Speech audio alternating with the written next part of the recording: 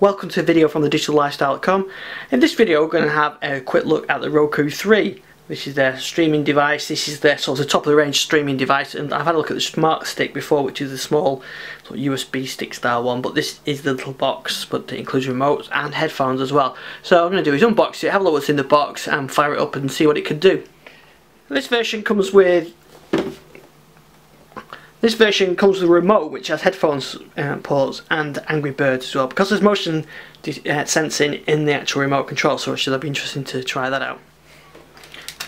So in the box we have our instructions, the stick, the streaming device, the remote,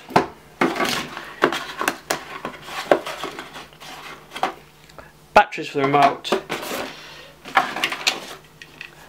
power supply, and headphones. Do here with the device, it looks a very small little unit there. We've got a USB port on, so I guess that means we can plug in for adding storage to it. The streaming device, the streaming stick only does streaming, this has storage, power, Ethernet, HDMI, microSD card slot, that's all on there. Some nice purple headphones. And it comes with a remote as well, very lightweight little remote with the headphone sockets on, which is really neat. So you can watch a movie. Remote is RF, so no line of sight needed, which I think is a really great thing if you've got it shut away somewhere. So I've got the device plugged in down there, so let's see what we can do with it. So I'll connect it up to my Wi-Fi now. So now I'm going to enter this link code into my account on the Roku website. That then pairs this with your Roku account, which you do need to have to be able to access the content that you, the channels and everything else that you're going to need to make the most out of this device.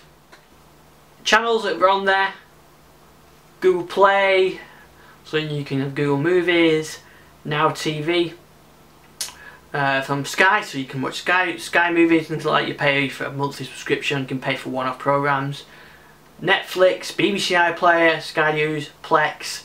Plex is pretty interesting on this, so you can use this as a client for your Plex server. So Plex is a media server, so I've got Plex installed on my VideoBox server here, so I can have my movies on here, so I think we'll give that a try.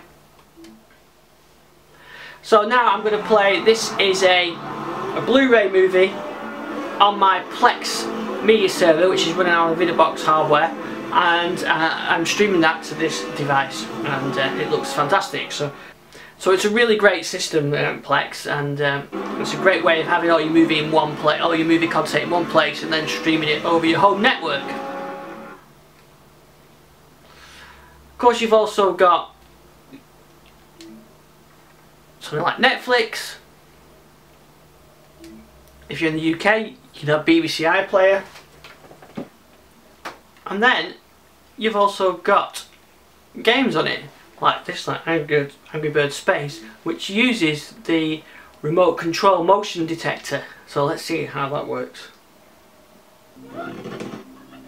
So there I'm using the remote control, and that's using the gyroscopic effect on there. So that's pretty good. Get a good way of getting casual gaming up onto the big screen, and the remote actually works quite well for that. I think that's pretty good. So Google Play movies, content on there, so you get TV and movies from Google Play.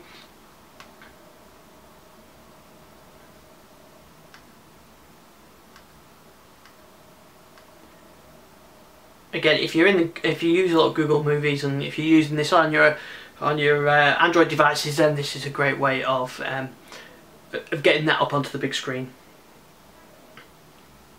You can pay as you go with Sky Sports, and there's a ton of channels on there. Really, you've got I'm sure there's lists on the Roku site, but yeah, you've got some that are paid for, like these games and things like that. And then you've got some which are subscription based, and then some which are like information based, like Sky News or whatever, which you can put on there for free.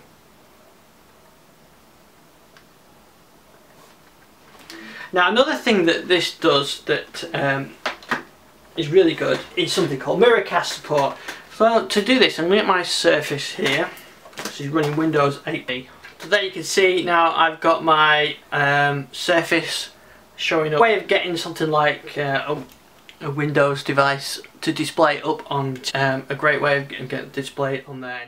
So you could play games on there, Netflix, Internet Explorer, whatever you wanted to do with it. It also works with Windows Phone, Android, but not with iOS devices.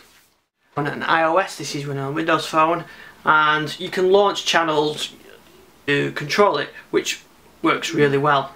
Nice little system. The other thing it has got as well is sort of play on feature, play on Roku, so you can pick a photo and I can send that up, a photo.